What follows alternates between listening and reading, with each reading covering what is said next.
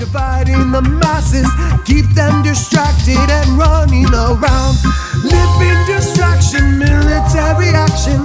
The truth is a weapon on our battleground. Hiding in plain sight. What's up, everybody? This is Jaclyn. I'm talking with my good friend Anthony today. We're gonna talk about his music and some new stuff coming out.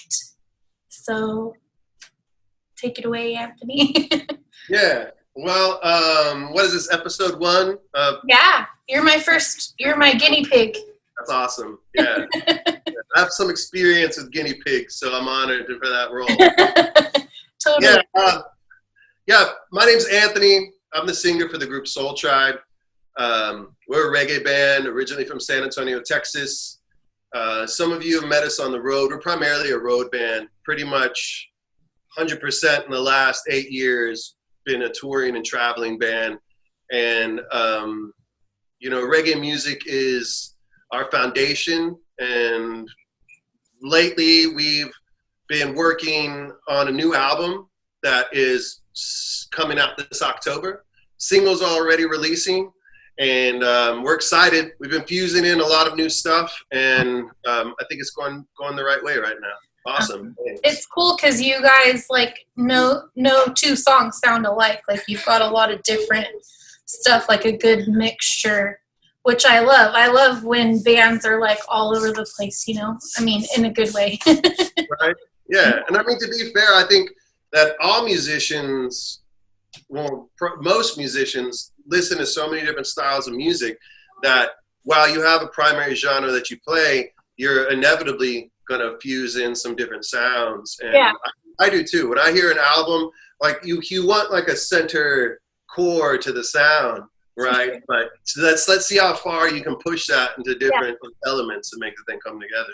Yeah, I love it. I like the kind of electronic feel that I've been noticing, because I'm like, before I was into reggae, I was like super into house music, and I still am. So it's like, yes, I love it. Some people that know me know that I was like a techno house DJ back in the day. Yeah, I throw warehouse parties and like spin at nightclubs and this kind of thing. And that was after I started playing reggae music. So like I started reggae, kind of at the same time. Like I was about 19, 20 years old. Yeah. I was DJing, and in fact, to be fair, now that I think about it, the thing that brought me to reggae music was there was a man I met, was a man now, he's a man my age when we were young, Ross Gilbert. There's this young Rasta man, he was a DJ, and we bonded on the fact that we spun strictly vinyl. And at the time I was like, he's like, yo, reggae it runs entirely on vinyl. At least at the time, most of the stuff that's coming out of Jamaica, the 45s and whatnot, like all the fresh stuff was on vinyl. And that's what drew me to it. And also like you listen to 70s, 80s reggae music, they weren't afraid to bring electronics into the element. Even as far back as like Bob Marley and Peter Tosh, they're using Moog synthesizers and all this kind of like really cool, like trippy sounds and totally. Stuff. Yeah, for sure. That's awesome. I love it. Yeah, and for the people who are listening out there, Jaclyn's had a sneak peek of the album, so she's gotten the lay of the whole land. Yeah, it's exciting. Inside scoop. So I'm super interested to know more about like the history of the band. Like, how did you guys start out? What was your role and stuff like that? Well, the group started from a mentorship that I had with an elder Rasta man from Trinidad and Tobago, Ras Ijinga, who took me on as a musical mentor. I'd already been playing reggae bass. I toured with Buffalo Soldier. There was a band, Gideon, that we put together with some kids. I got to say the guys' names. It was Mike Powell, Matt Wolf, Christopher Schubert, Ross Gilbert. And we went on tour as young guys backing up this artist. And he had been signed to Ross Records. And he was like one of the first like blue-eyed American guys to like really get down with that like legitimate sound. And so we felt like honored to be part of that. And he even like his label mate was Tristan Palma, who was like a classic reggae artist, and we got to back him up as kids. So I was already playing reggae bass, and I met Ras Ijinga, and he lived like 10 minutes from my house. I lived kind of close to what was the like West Indian community in San Antonio. And so he used to come over. We started playing music together. And at the time I was studying Afro-Cuban music in college. And so like I was finding like the connective tissue between, you know, the syncopated rhythms of Cuba and Puerto Rico and like in the West Indies. It's very similar kind of. So even cumbia, which is a big part of like San Antonio and South Texas, some people who know like Selena and like her sound. Mm-hmm. So it's a tropical sound. It's so close to the thing. So it's like finding that marriage. And then we put together a studio band and we went down to Trinidad and Tobago and we recorded our first album like in the Caribbean. That's so cool. Yeah, it was pretty good. And I mean, that stuff actually turned into 2 EPs, Rising Sun and Cry Freedom, which you can find on like iTunes and whatnot. Cool. Give that sound. Yeah. Sorry, everybody. I've got kids and dogs walking in and out. Mom life. Yeah. I think it's super cool that it's like you have such a, like your start was so rich in culture. Like that's amazing that you like got to travel and stuff. And no, it's good. And culture's a good word for it. Yeah. One with that, because like one of the things that I think a lot of people who aren't from Texas don't understand is that there was during the migration where the U.S. government, let's get deep, the U.S. government had offered visas to Jamaicans to come work in the United States, which is how a lot of like Jamaicans ended up in New York, which is how we ended up with hip hop. Like that's straight up. That's how the whole thing happened. So while that whole thing was happening, a lot of the Caribbean islanders and Jamaican people were moving to San Antonio and Houston and parts of Austin and parts of Texas, which are relatively close, you know, as far as like flight back and forth to the Caribbean. So they set up their culture. And one of the things that I think like the Chicano Latino youth that we came from identified with was San Antonio specifically is an ethnically majority Chicano town, but we're a political minority in our own city where we're a majority. And a lot of what the Jamaican singers were singing about was their experience as a black majority with a but who were treated as a political minority. And we could learn to identify with that. And I feel that like part of the kinship, or at least the respect that we had for that music, was the rebel music sound. And one of the things that made reggae music so powerful was you had people who went from feeling inclined to mimic the American sound that was coming through and singing in American accents and things of that nature, and totally embracing their own culture and their own sound and speaking with deep patois and Jamaican accents. And for us, it was a bold rebel statement, and it gave us license to interject our own culture and our own sense of, you know, being misrepresented in a town that has a Spanish name and is like 65% Hispanic, which we should have, and we've more established ourselves there. But as a people, especially growing up in those times, you know, we lived in a city where there was a constant reminder, like even our downtown is the Alamo, okay? And what most people don't realize is that Tejanos, some of my relatives and relatives of other people, fought in the Alamo and they fought in the revolution. And there was a promise that was made to us that we would be part of the government. And that promise was taken away from us. And so when we see things like that enshrined, we remember that promise was taken away. And so a lot of that optimistic for the future, what people refer to as the positivity in reggae music, really empowered young people like myself to know that we had a value and that we had a purpose, because we saw these people who came from, you know, a similar background asserting themselves, and then the whole world reached out and adopted. I mean, you can go anywhere in the world, everybody knows who Bob Marley is. You can go to the top of the Himalayan mountains and say Bob Marley, and they'll be singing his music. Yeah. Like, it's amazing, and so much more than anything else. It's spread across the world, because I think everybody can identify with that, regardless of where you go.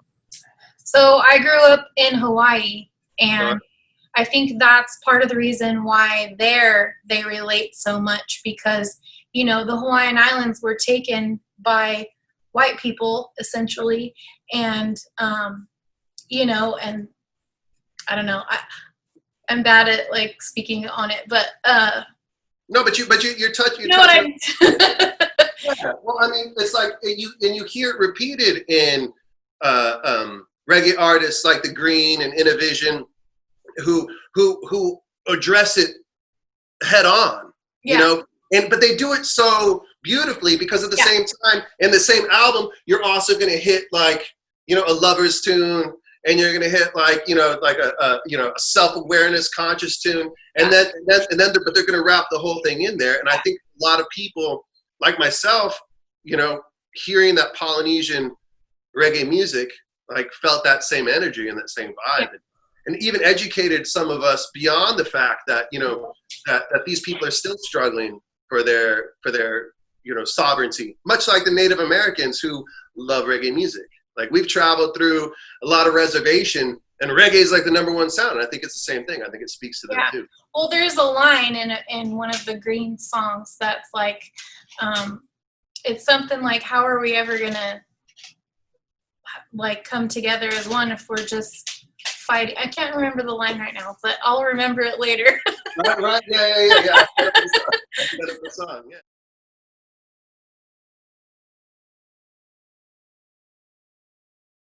So you have 2 daughters, right?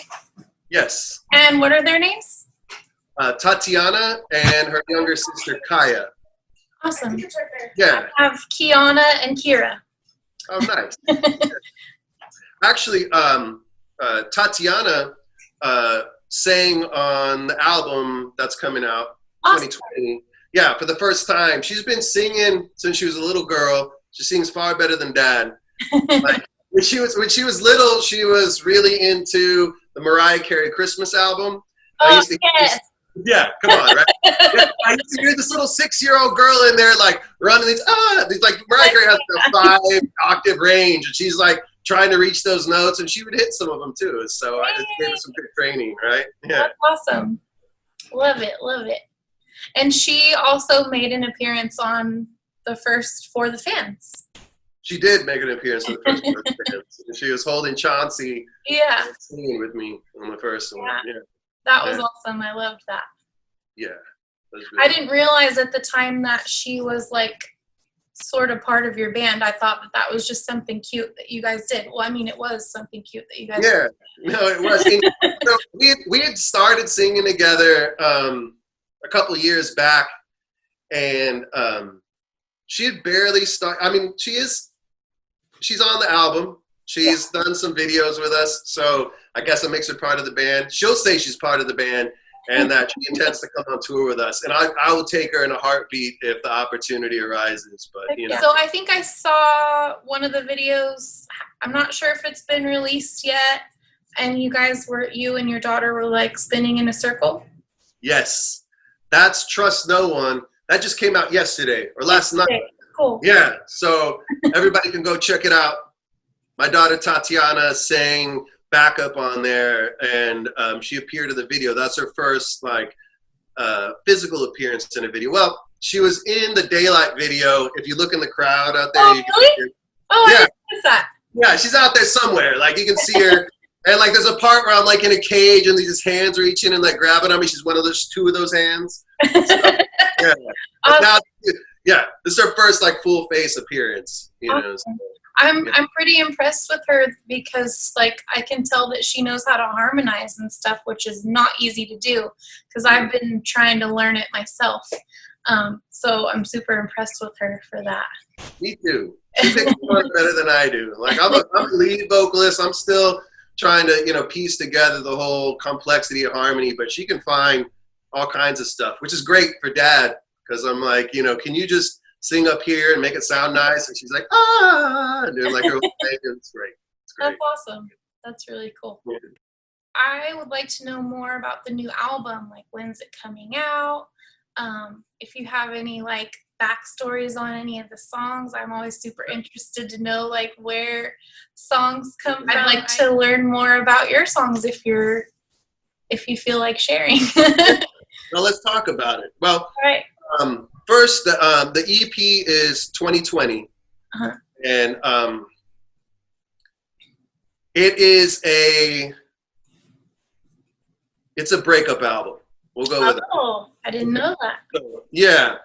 And I don't want to touch on it too much because I'm talking about somebody who is and has been one of the most important people in my life. And we had like one of the most profound connections that either of us had ever experienced, the most profound, you know, and it's still a part of me daily, and I'm sure it is for her too. But, you know, when you experience a deep connection with somebody, whether it be romantic or friendship or working together, whatever the case might be, some kind of soul connection, and everything inside of you tells you that it's going to be the thing that's going to define your life and continue to move forward in your life. And then for reasons outside of, you know, lack of love, you know, when the love is there, yet it still doesn't work out, and you have to walk away from that, it's a whole different kind of experience where whatever piece of you that was there is now with that person. Mm-hmm. And it's always going to be with that person. And so a piece of you is missing, and there's pain, and there's anger, and there's hurt, and there's suffering on both sides. And ultimately you have to get up and you have to live your life, and you have to put one foot ahead of the other. And each step is more painful than the next, but you just have to keep pushing forward. And I think that going through that personal experience at a time when we as a species are going through that same feeling, we're in one of the most difficult times in human history, and yet we're all more connected than we've ever been before. Mm-hmm. And each of us have to get up, and you have to put one foot ahead of the other. And it hurts, and there's pain, and there's trauma, and it's in your face every day, and there's no way to ignore it. And so I feel like everybody can understand that now, and I feel like it's a central theme to the human experience just before this point.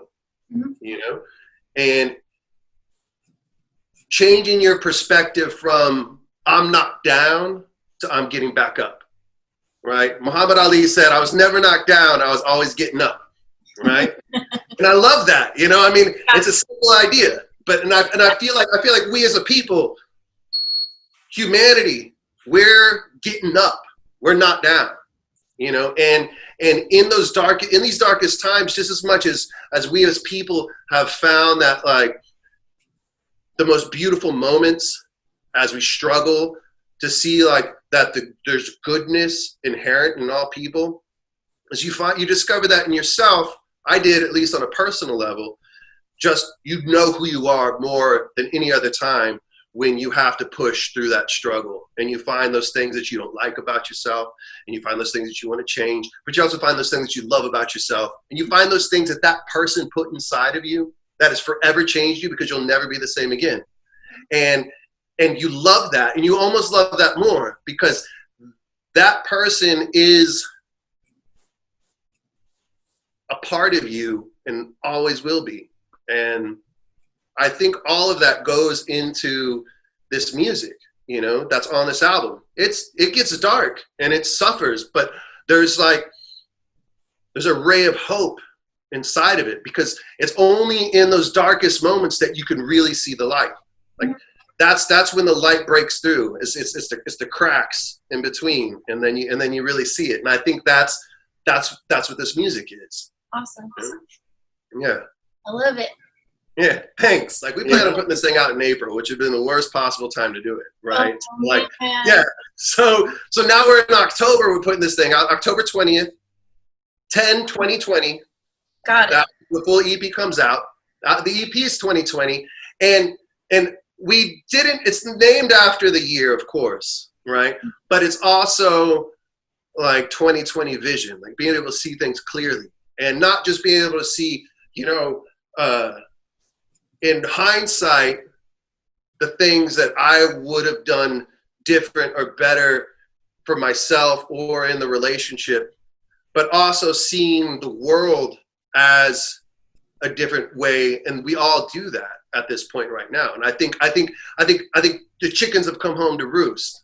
I think we're seeing a social, political change that's taking place, a humanistic, societal change.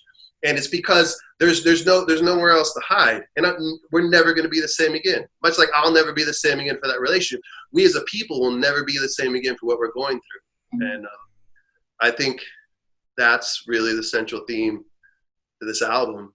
And so there's a couple songs on there that are politically minded or socially based, you know, that are obvious. And then there's a few obvious, like dealing with a breakup kind of music, and as best I can to stay optimistic about it, you know, because ultimately I think when you love somebody like that, there's a part of your heart that will always hope that'll come back together, whether your head is like, that's a good idea or not, you know? And so hope is a powerful human emotion.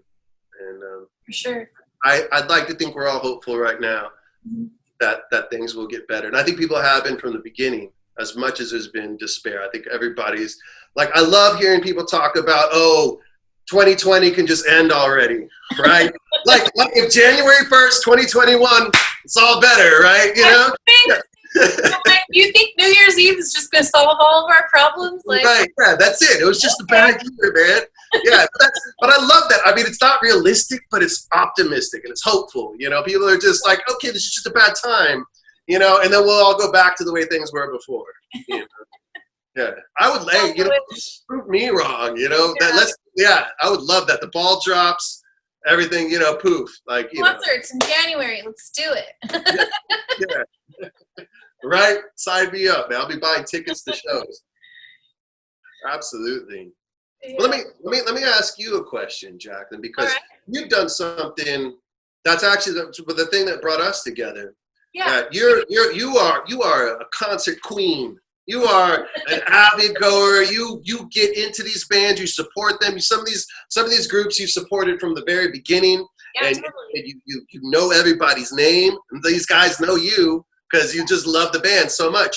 And concerts ended, and you came up with the idea For the Fans. Yeah. Which I think is brilliant, and maybe you could talk to that for the people. Yeah, I'd love to. I back in May when, you know, Cali Roots got canceled, and it was like Cali Roots is my one weekend out of the whole year, you know, where I just go and have my me time. You know, and I go to shows here and there, but like Cali Roots is like the whole weekend. It's like 3 days, right? Yeah. And like that's my thing that I look forward to all year long, you know. And I'm I can't even talk. I'm an ambassador for Cali Roots, so like I sell tickets for it and stuff, and I earn my tickets for it that way. And so I'm just like, I kind of help promote the event or whatever. So when it wasn't gonna happen, it was just like, it broke my heart so bad. And so I was like, I have to do something. Like, I have to do something.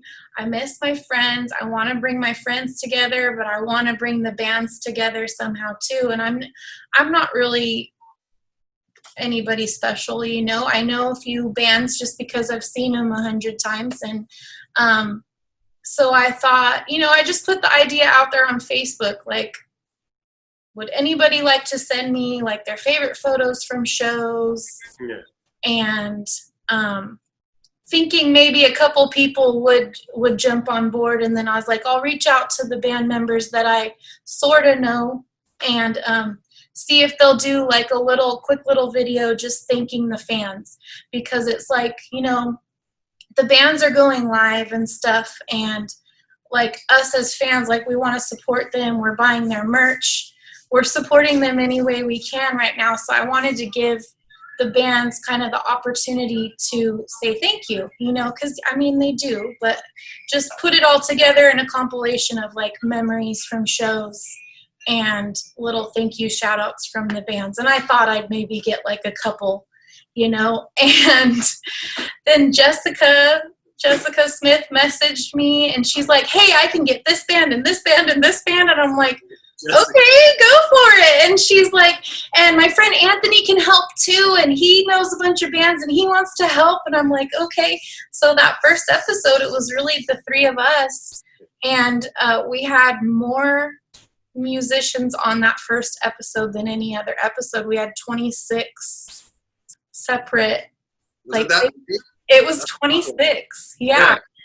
26 thank yous, and some of them did a little song, some of them just said a quick thank you, and the support I got on it was just incredible. I couldn't believe that so many people liked my idea. No one's ever liked my ideas before. So and it was just going to be a one-time thing, but everyone loved it so much. We've been doing it. We've done 6 now, and we're about to start on 7. So yeah, it's been so fun, and it's been an eye-opener for me because, like, you know, there's that 2020 vision again. This year has been an eye-opener for me because my whole life I've kind of struggled to make friends, and I never really thought anybody liked me, like genuinely liked me, until I found this reggae community. And I've met people at shows and made friends and stuff, but since the pandemic started, now I have like all these friends online from the reggae community, you know, and they all support me, and I've never met you in person before, and we're like super close now. Yeah, so it's awesome. It's been a great experience for sure. Yeah, it's so cool. And you know, like watching the way that people have rallied behind For the Fans and other similar ideas, like supporting bands through, you know, their live streams, and some people, you know, like Mike Love has his regular thing going, and you know, several different people have their weekly events. You know, it's really like, I love how the reggae community, and specifically, makes the best of any situation. Yeah.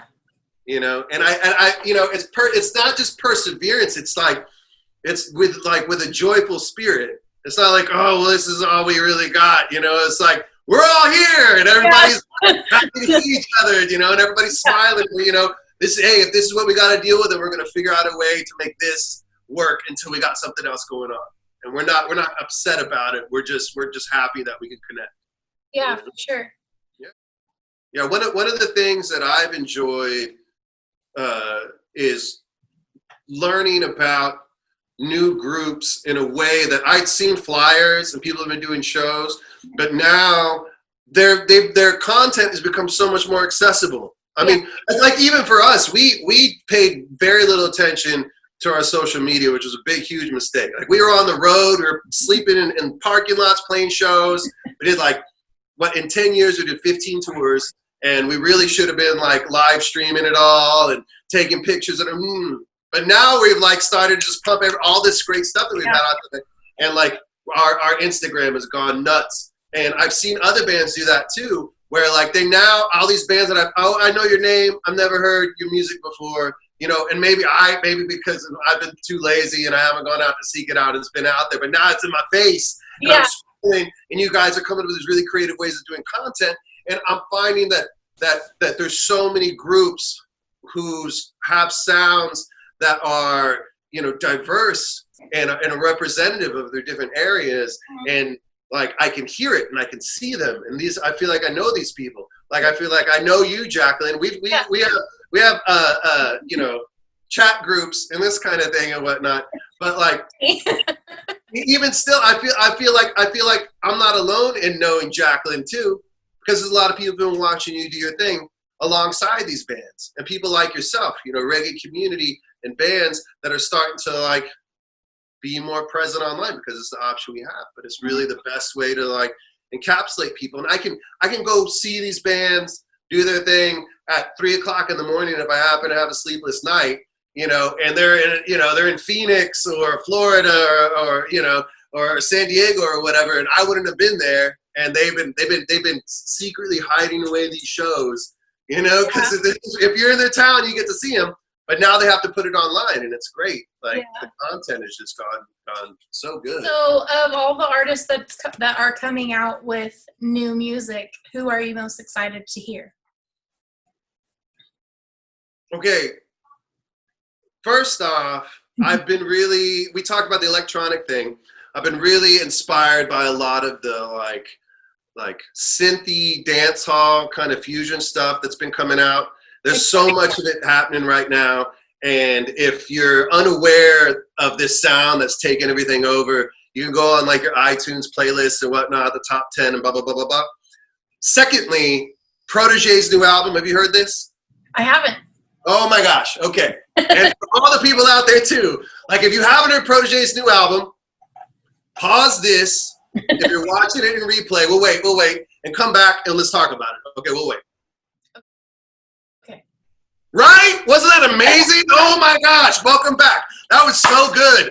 Like the way that he's always touched on this like hip hop beats, reggae music, hip hop production kind of thing, and he continues in this album to move in that direction, and it's not polite.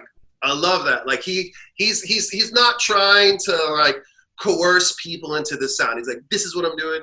This is the way it sounds. You know, for people who were really moved by the Nas and Damian Marley album, like when I hear Protege's new album, it reminds me of that moment in reggae music.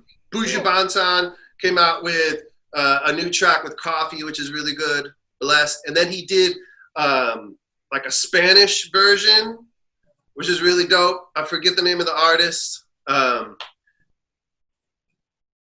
Definitely down with that. And recently I've started to listen to Signal Fire.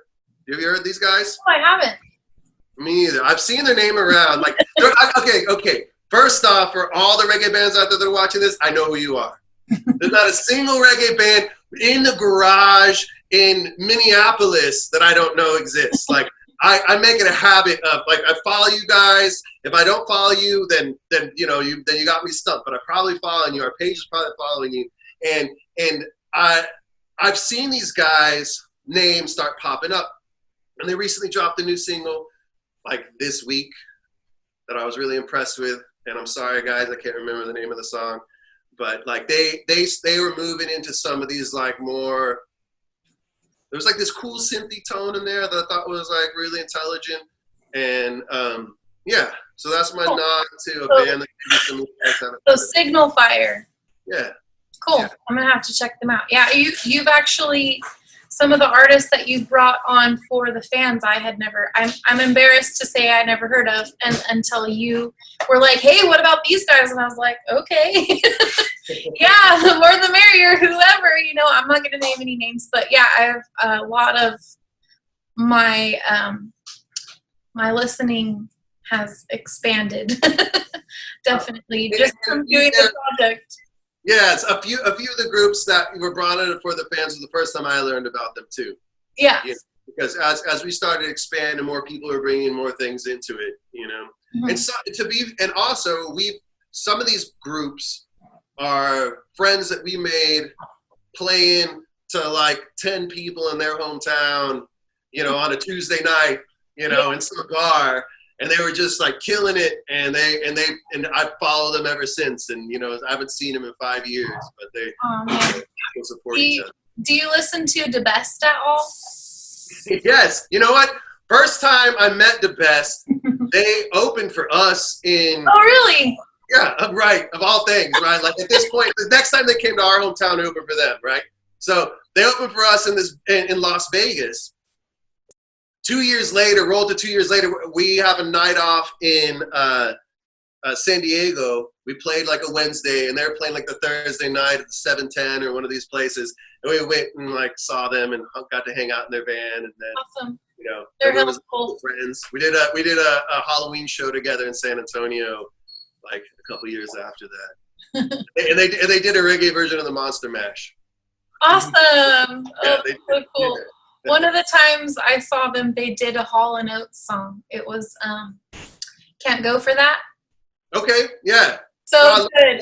Version, When they started playing it, I was like, I know that sound. I know this song. And then he started singing. I was like, oh, this is so awesome. It sounds exactly like the original track, but with Ryan's voice. Yeah, I love his voice too. He puts his personality directly into his voice, and it's exactly who he is. Yeah. Yeah. He has to me, it's like kind of an old school voice. Yeah, well, those guys, they really, you can tell they've really like listened to and studied that like golden era, like late 70s reggae music, you know, even like down to like like that era rock steady kind of stuff. Yeah, and they just totally. they touch it so sweetly. And that's the thing. Like by the time we saw them in San Diego, they had like really refined their sound. And it's just this like smooth down. He just breaks it smooth down. They just keep it bubbling. And it doesn't, it's like it hits and it goes up and then it just keeps rolling. And I just love the way they do that sound. Yeah, it's awesome. Mm-hmm. It's like reggae's kind of like a hidden gem, you know, like if you don't find it on your own, it's like, how do you find it? Yeah, absolutely. Yeah.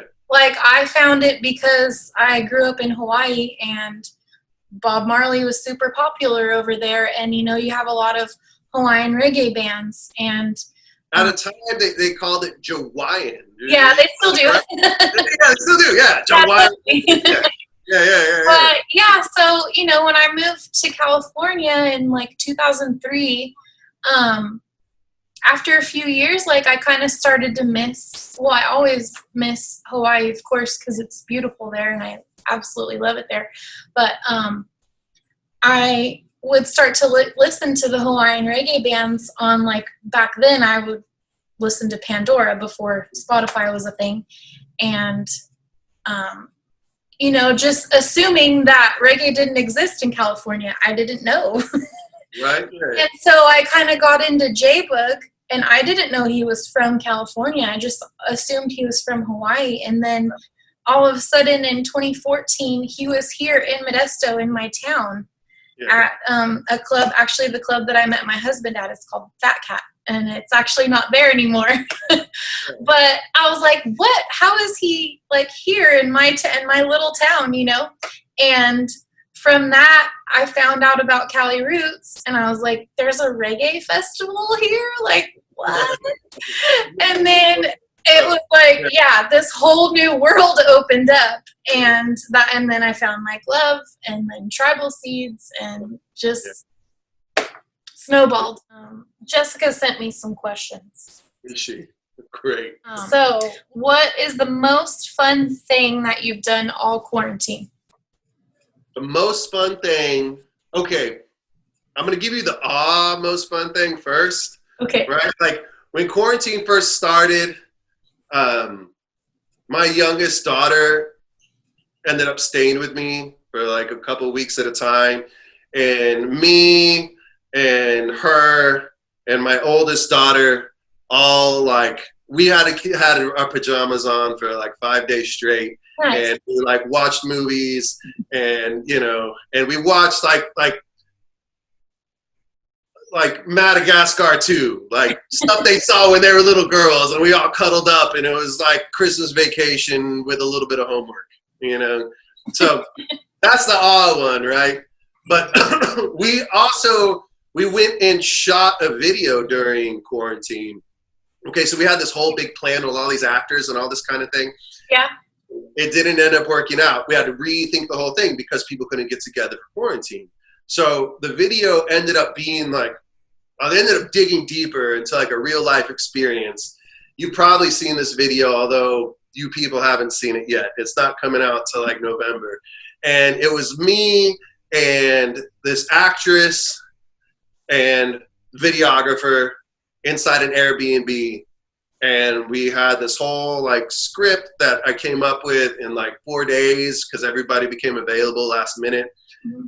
And it's easily my only acting debut after Daylight, which is not really acting. I'm not an actor, right? But Ayla, who played my counterpart, was, and she's like my romantic interest gone wrong, right? Like it's kind of chronicles some of the harder parts of what has happened in my life with some Hollywood in there, right? A dramatic reenactment. Yeah, exactly. Thank you. Dramatic. Yeah, the names have been changed to protect the innocent. But Theater major, so. yeah, there you go. Thank you so much. So, but the funny thing was, in order to make this video work, part of the video is that the house is full of pictures of like the happy couple, right? And so we had to meet up with my photographer, Chris Saucedo, who does like most of our stuff that you'll see online, like the really awesome, like the Bon Jovi concert shots and this kind of stuff. That's all him. And we met up to do a photo shoot. I'd never met her before, right? I just found her online. She looked the part for the person that I needed her to play. And we spoke on the phone a couple times. And she's a very tomboyish kind of personality as it is. Like, what's up, dude? You know, and it's like, it's just beautiful. You know, so she plays the part really well. But within like 5 minutes of us meeting each other to do this shoot, it's like, hey, how you doing? How you doing? All right, let's cuddle.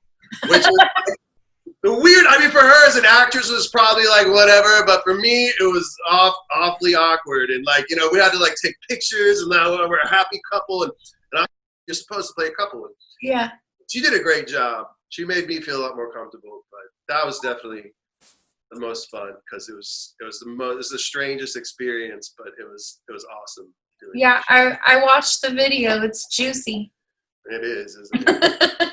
Yeah. No, I don't know. It's something else, but I think people are going to appreciate it. Everybody who's seen the video, that's like part of our camp. Like they seem to believe it's like the best of the bunch. Oh, Just really? like cinematic, you know, like it's a storyline like we've never done before, you know. So I really like Daylight a lot too. Thank you. Me too. I really love how Daylight came out. Daylight would have never happened during quarantine. That happened like 2 weeks before quarantine. Oh, really? Yeah, we shot it. We got a bunch of people together. You're going to get a bunch of people together. Even now, like that, all squeezed in together, you know, not safely, right? And so we got a bunch of people together to play the crowd, you know, the actors, the actresses. My videographer who shot 3 of the videos, Jean-Marc Lucid, who's been doing incredible work. He's done a lot of work with different reggae artists in Texas and around. And guys, if you're ever on tour again, hit me up because this guy should shoot you if you come through Texas. But he shot it, and we brought in like a local art scene actor, director, musician who like shot. He's the guy with the long beard, and and he brought the circus, right? He knew Eric, the little person actor, which is just like incredible with the top hat and the thing. It's like he adds this whole element to the thing, and you know, Maxell and Rachel, and he brought in Lauren, who plays the lost soul, the girl that's dressed in white. And I came up with this idea. I came to him, I was like, okay, well, you know, this is like, you know, it's like a dark, you know, to represent like, you know, the chaos in my life. And then I come into the daylight. He's like, no, you're in the abyss. And there's the devil and his minions, and he like comes up with this whole story. Elmo Ramos, who came, like he brought all that, and so the two of them coming together, like Jean-Marc's like brilliant editing mind, this creative spirit, you know, and Elmo's like brought the circus, and he brought just like a crazy energy, and then it all came together. And that's awesome. Yeah, love it. Yeah, Yep. I totally love the vibe. It reminded me of like when I used to like go to raves and stuff. It was just like crazy, like you don't know what's gonna happen or who's gonna be there or what. Yeah, no, the guys on the Vibes Alive radio show, like, they put us on their top 10. Oh, nice. Like a lot of really great, but we were the #1 voted that week. Like all our people came and like voted for the thing and whatever and whatnot. So they like gave us like a review. Shout out to Brett and those guys. Like they gave a great review. And it's funny because Brett's like, yeah, you know, it's like, it started out really dark, and I wasn't sure where they were going with this. And I was like, yeah, man, me too. Like, I had no idea where this whole thing was going. Like, you know, they gave us props for the thing and whatnot, so that was pretty cool. Awesome. So I don't know if you're aware of this, but Brett is going to start helping us look for the fans. Is he? Yeah, he reached out to me. Fantastic. Yeah. That's awesome. Yeah. Welcome on, Brett. I'm excited to get to know you better. It wasn't a vampire den, okay? It was the abyss. But we'll talk about that more later. But like, that's so cool. Yeah. Yeah. You know, I've been following what he and those guys have been doing for a little while, and like, I think it'd be a great addition to Yeah, the team. totally. It goes hand in hand with what we're doing and what they're doing, and yeah, totally. So I'm super curious, what are your bandmates like?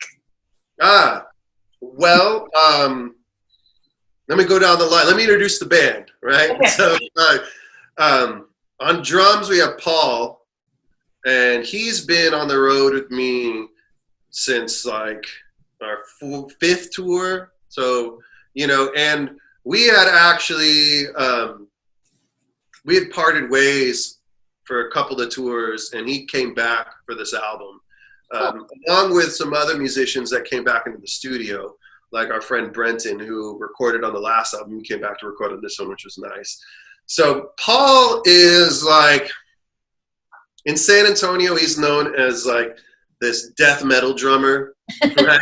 Like, if you can't tell by looking at him, you know, like he's into some other things, you know, and, you know, but you wouldn't know it. But I mean, like when Paul's like hanging out at home, it's like 70s soul is what he puts on. Really?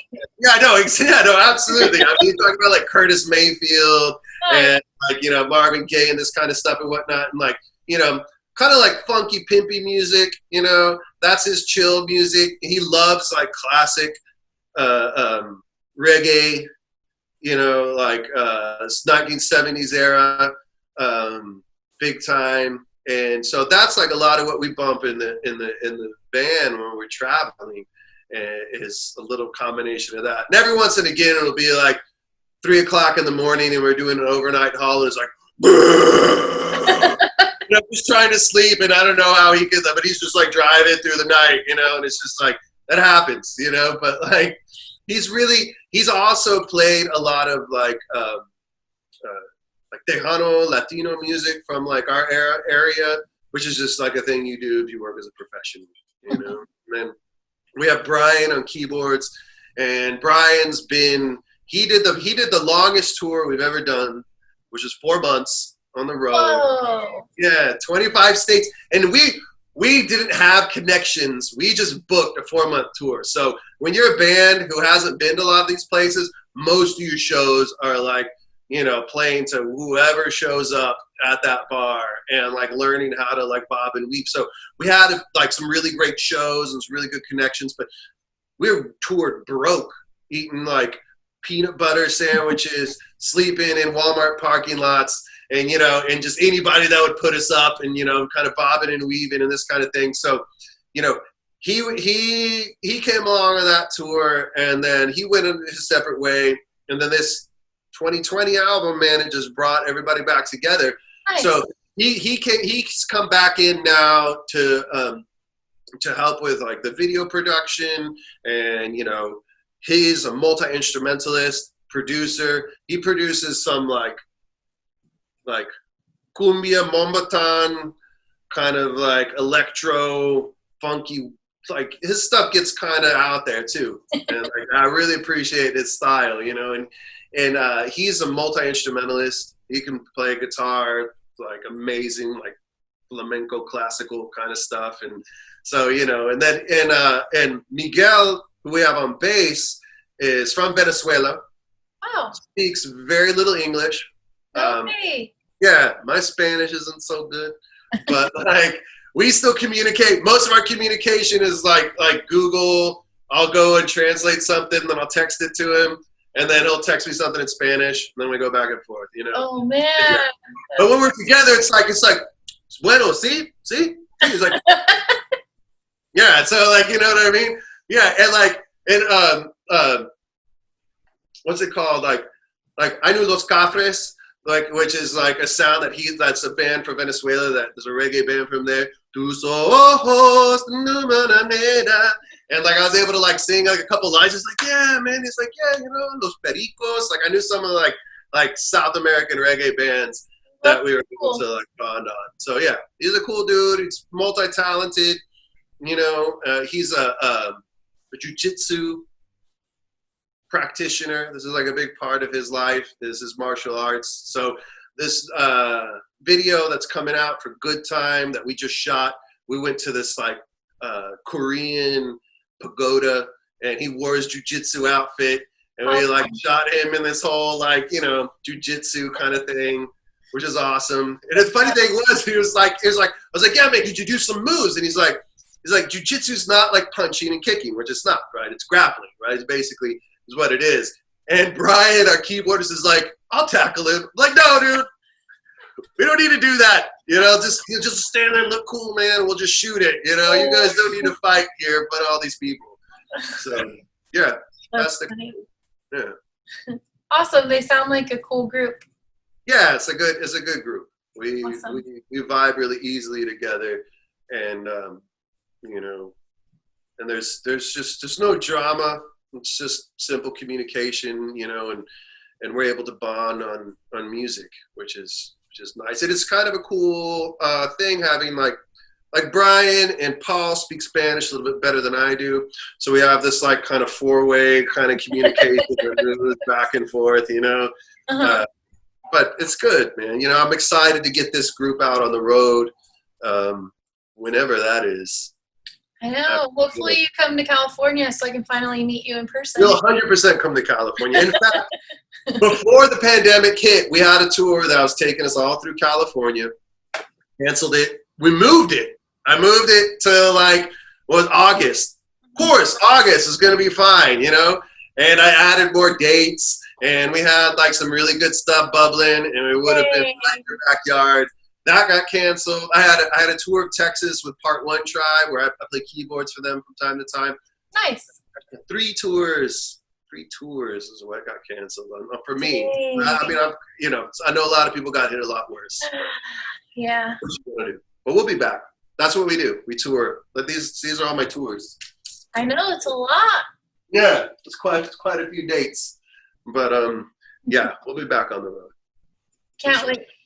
Yeah, me too. Can't wait. Well, since your video came out yesterday, should we show it? We absolutely should show this video. All right, I'm going to put it on right now. All right.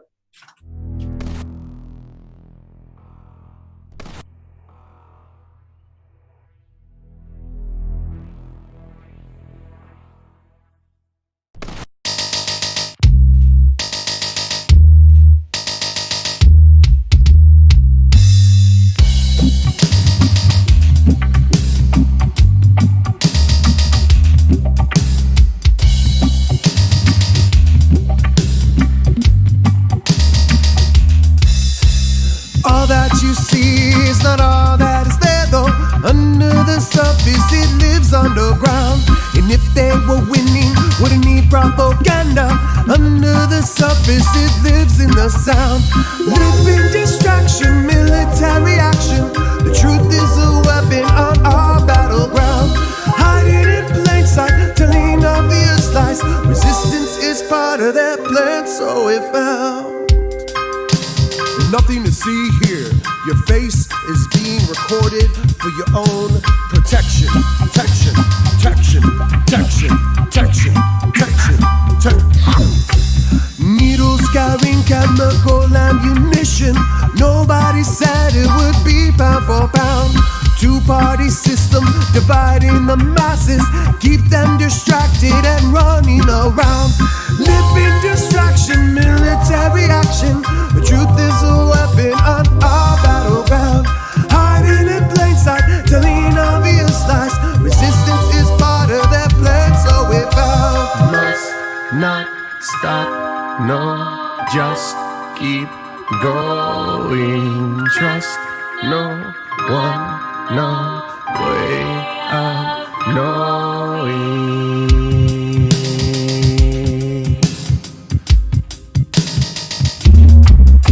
All that you see is not all that is there, though. Under the surface, it lives underground. And if they were winning, wouldn't need propaganda. Under the surface, it lives in the sound. Living distraction, military action. The truth is a weapon on our battleground.